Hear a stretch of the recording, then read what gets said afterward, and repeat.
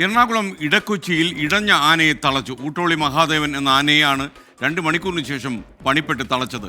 ശ്യാംകുമാർ ഇടക്കൊച്ചിയിൽ നിന്ന്. ശ്യാം, ഇത് വല്ലാത്ത അനുഭവമായി. കാരണം ഇടഞ്ഞ ആനയുടെ സമീപത്ത് നിന്ന് നിങ്ങൾക്ക് റിപ്പോർട്ട് ചെയ്യാൻ കഴിഞ്ഞു. നമ്മുടെ ദൃശ്യങ്ങൾ മനോഹരമായി നമ്മുടെ ക്യാമറമാൻ പകർത്തുകയും ചെയ്തു. പറയൂ, ഈ ആനയെ എഴുന്നള്ളിപ്പിന് കൊണ്ടുവന്നതാണ്. പക്ഷെ എന്തായാലും ഇപ്പോൾ കാര്യങ്ങളെല്ലാം ശാന്തമായി, ആനയും ശാന്തമായി.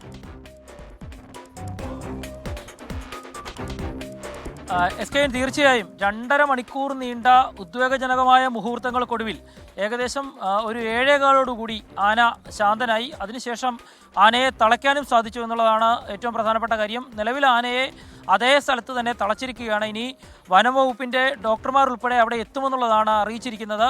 അവരെത്തി ആനയെ പരിശോധിക്കും.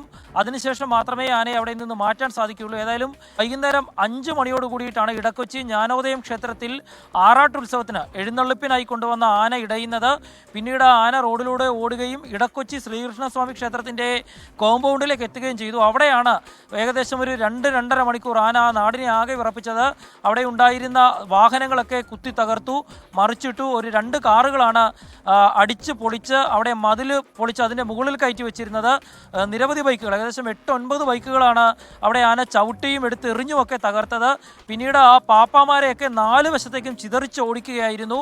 അവിടെ 2-2.5 മണിക്കൂർ ആനയെ നിയന്ത്രിക്കാൻ കഴിയാത്ത സ്ഥിതിയായിരുന്നു. വൈകുന്നേരം ഇരുട്ടിയ ശേഷവും ആനയെ തളയ്ക്കാൻ കഴിഞ്ഞിരുന്നില്ല. ഒടുവിൽ ആന സ്വയം ശാന്തനായി അവിടെ നിന്ന സമയത്താണ് ആനയെ തളയ്ക്കാൻ കഴിഞ്ഞത്. അപ്പോഴാണ് ജില്ലാ ഭരണകൂടം ഇടപെടുകയും തൃശ്ശൂരിൽ നിന്ന് മയക്കോടി വെക്കാനായിട്ട് ആളുകൾ എത്തുമെന്ന് അറിയിക്കുകയും ഒക്കെ ചെയ്തത്.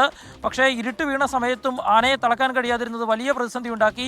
ഏറ്റവും ഒടുവിൽ പോലീസ് ലാത്തി വീശുന്ന സാഹചര്യമുണ്ടായി. കാരണം ആന ഇടഞ്ഞതറിഞ്ഞ നിരവധി പേരാണ് ആ പ്രദേശത്തേക്ക് എത്തിയത്. ആ മതിലിന് ചുറ്റും ആളുകളുണ്ടായിരുന്നു. കുട്ടികളടക്കം ആ ക്ഷേത്രത്തിൻ്റെ നാലമ്പലത്തിനകത്തുണ്ടായിരുന്നു. അങ്ങനെ വലിയ പ്രതിസന്ധി ഉണ്ടാക്കിയ ശേഷമാണ് ആനയെ തളച്ചത്. ഏതായാലും തൃശ്ശൂരിൽ നിന്നും മയക്കോടിക്കാർ എത്തേണ്ട ഒരു പ്രശ്നം ഉണ്ടായില്ല. നിലവിൽ ആനയെ തളർച്ച ഇവിടെ തന്നെയുണ്ട്. അല്പസമയത്തിനകം വനംവകുപ്പ് ഉദ്യോഗസ്ഥരും മറ്റും ഇവിടെ എത്തുമെന്ന് അറിയിച്ചിട്ടുണ്ട്. ആനയെ പരിശോധിക്കും. ആനയ്ക്ക് മറ്റെന്തെങ്കിലും പ്രശ്നമുണ്ടോ എന്ന് പരിശോധിക്കും. വൈകുന്നേരം അതിൻ്റെ കാലുകളൊക്കെ ചങ്ങല കൊണ്ട് മുറിഞ്ഞിരുന്നു, ചോരയൊലിക്കുന്നത് കാണാമായിരുന്നു. ഏതായാലും ഉത്സവത്തിനെത്തിച്ച ആനയെ അവിടെ തന്നെ തളച്ചിരിക്കുകയാണ്. ഇനി പരിശോധനകൾക്ക് ശേഷം തുടർ നടപടികൾ ഉണ്ടാകുമെന്നുള്ളതാണ് മനസ്സിലാക്കുന്നത്. സ്കെയിൻ. ഓക്കെ, ഇടക്കൊച്ചിയിൽ ആന ഇടിഞ്ഞതിൻ്റെ റിപ്പോർട്ടാണ് ശ്യാം അവതരിപ്പിച്ചത്. 2 മണിക്കൂറിലധികം ഈ ആന വണ്ടികളൊക്കെ തല്ലിപ്പൊളിച്ചു. മാത്രമല്ല മതിലൊക്കെ പൊളിച്ചു. കുറേ അപകടങ്ങളുണ്ടാക്കി. എന്തായാലും ആ വാർത്ത വളരെ അതിവിപുലമായി തന്നെ നമ്മുടെ വാർത്താ സംഘം റിപ്പോർട്ട് ചെയ്യുകയും ചെയ്തു.